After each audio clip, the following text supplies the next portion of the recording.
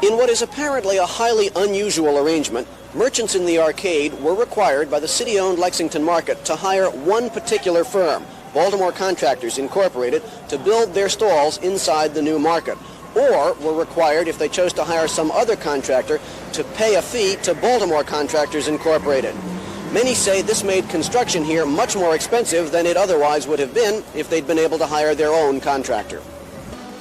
Despite a last-minute rush, the new arcade opened on time and to generally favorable reviews. Sales have been brisk, and the market management says Baltimore Contractors Incorporated, which built the arcade building, helped get each individual merchant's stall opened on time. But one of several merchants who disagreed was Ed Dobkin, an owner of the bagel place, who objected to being told he should hire BCI to build his store. It was our money, and we were told who was going to spend it for us. Dobkin has opened 5 other stores without encountering this situation. In other stores that you've opened, has anybody ever told you who you had to hire as a general contractor? No, not at all. Usually you're given specs to go by on the way to build your store and requirements of the mall or the market or whatever, which you have to abide by, but you can use whoever you'd like to build your store, as long as it's what they call in harmony. How much do you figure it cost you to use Baltimore Contractors over what it would have if you'd been left free to do it yourself? We're estimating that it's going to cost us about an additional $15,000 to $20,000. Another merchant who hired Baltimore Contractors Incorporated was Nello Caltabiano of the Italian Stallion. He was told he could hire another contractor if he wished, but it would cost him. If we would have picked any other union contractors, we would have had to pay Baltimore Contractors a certain percentage of what the other contractor would charge us to do the work. Even though you didn't hire Baltimore Contractors? Why is that? I don't know why that was. All I know is what I was told, and I was told that's the way it was. Either if you pick someone else, you had to pay Baltimore Contractors so-called supervision fee. Caltabiano called the fee hard to take. The owner of Watson's Bull Roast agreed. You did not use Baltimore Contractors, but you still had to pay them a percentage? That's correct. Why would that be? I can't answer that. Has you ever had to do that anywhere else before? No, no. Do you think it was fair? Not really, no. But, said Watson, it was the price of getting into the market. And it was. 2 merchants showed us their leases, which contained a rider saying improvements must be made by Baltimore Contractors Incorporated, or if another contractor were hired, a percentage of the bill must be paid to BCI. 2 merchants told us the arrangement seemed fair, and that's what Baltimore Contractors Incorporated said, off camera. They served as a construction manager, pulling the details of the project together, and deserved to be paid for it. Lexington Market Manager Bill Franz told us the same thing. Baltimore Contractors simply coordinated all the work. The merchants had the choice of either using BCI or any other union contractor, but for that coordination, BCI got a fee. I don't think it's unusual. I don't think it's unfair. That's the situation we're in. The bottom line is, do you want to be in business or don't you? And you have to pay a price to be in business. And if that price is a fair one, what's the bitch? Why should the city say what private contractor would be hired? Doesn't that look like favoritism? Well, my counter is, why not? Maryland Attorney General Steve Sachs told us any exclusive arrangement like this one would raise the eyebrows of antitrust lawyers, but that without studying documents and knowing a lot more about it, it would be premature to come to any conclusions.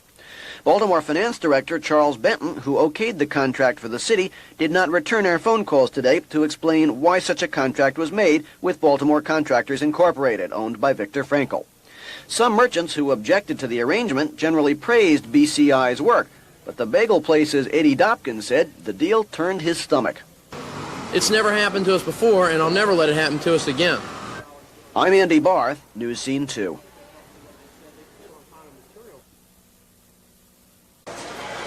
My assignment, and there's just nothing for it but to grit my teeth and roll up my sleeves and make the best of it, is to eat one of everything in the Lexington market.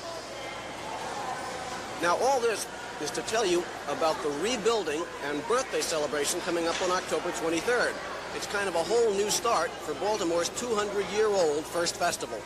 The market is just completing expansion and renovation, and it's about to observe its 200th birthday. The Country Comes to City party it's planning, sponsored in part by Channel 2, has a simple idea. Pig out, gluttonize. Try it, you'll like it. You pay $15 and get a coupon book entitling you to one of the best each merchant has to offer. For example, if you come to the party, you can sample oysters at Fadley's Fish Market and a roast beef sandwich at Jern's. You can have all the peppers and tomatoes and cheese and mayo and steak and onions you want on a super sub, and you can satiate yourself on spare ribs and sauce. You can have a yogurt sundae, but don't call it dessert because that comes later. You can have fruit salad or green salad or coleslaw, or remember, all three. And you can have potato chips so fresh they're almost good for you. You can have ice cream, but don't call it dessert because that comes later. You can have hot dogs that are either Polish or Italian or American or Polak Johnny, and you can have steamed shrimp that will clear your sinuses. And if you want more elegance, you can even have brie and chablis. You can have spinach pie from Mount Olympus and all kinds of candy from several makers, and you don't have to choose. You can even have them all. You can also win a trip to London and try their version of the movable feast, and all this comes with a $15 ticket and a checked shirt. Call 685-6169 to reserve your place in the Overeaters Hall of Fame, and they'll even give you 2 eggs to take home for breakfast. But don't leave without dessert, which it's finally time for. That's either a burger cookie, or a Leidic cookie, or a chippity-doo-dah. I'm Andy Barth. No more for me. Thank you very much. At large for News Scene 2. It's terrific. I think it's lovely. It'll bring, I think, a lot to the plaza and downtown. It'll bring people, and in general, it's terrific. It's great. Beautiful, beautiful, wonderful. Oh, it's lovely. It's lovely. It's really enjoyable. Relaxing. You see how relaxed I am? Sounds pretty good, doesn't it? Descriptions of their first ride on the Baltimore Metro. Today was the first chance for the public to sample the subway. Ready? 3, 2, 1, go! After the ribbon cutting at the outermost subway station, the Reisterstown Plaza stop, the rush was on, up the escalators, through the ticket booths, then a short ride about 5 minutes to the Mondawmin Mall stop, and back. Could a ride be so delightful? Are you a skeptic? Well, you can find out for yourself. All this week you can ride the Metro free. Each day the trips will originate from different stations. Here's a schedule. The point of this week of free rides is to let potential patrons see how the $780 million system operates. MTA employees will be on hand to answer questions. Your destination is downtown, and you want to go one way. Like, how does the ticket machine work? Then at 5 a.m. Monday morning, the Metro begins its regular daily schedule. Trains will run till 8 p.m. weekdays. The fare will be 75 or 85 cents, depending on where you want to go. And in the coming year, MTA officials are hoping today's rider enchantment with Metro will grow. In fact, they're predicting by then, 45,000 of us will ride the Metro every day. Joyce Jefferson, News Scene 2. The Metro trains are started and stopped by a lever that's operated by hand. But if the operator gets sick, goes berserk, or has some other problem, a computer kicks in to keep his train from colliding with another. As soon as he entered an area that was anywhere even close, within a quarter of a mile or a half a mile of where that other train was setting, the computer would cut his train out. It would stop him automatically, whether he tried to do it or not. Some of the people who took today's free ride said they felt a lot safer on Baltimore subway than on subways in other cities. It seems relatively safe. It seems okay. It's nice and smooth.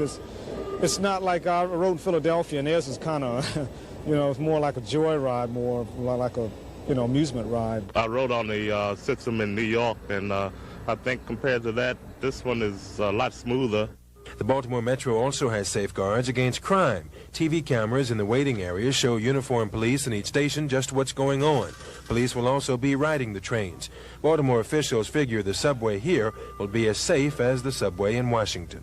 The crime level in the subway system in Washington is significantly lower than anywhere on the street.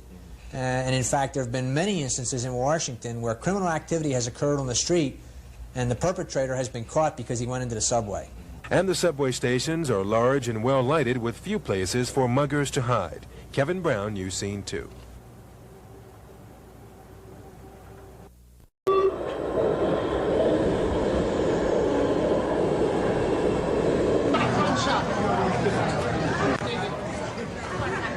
Very impressed, and the ride, it's much smoother than in an airplane. Now, I rode in quite a few airplanes, and it was really enjoyable. You don't think you're riding at all.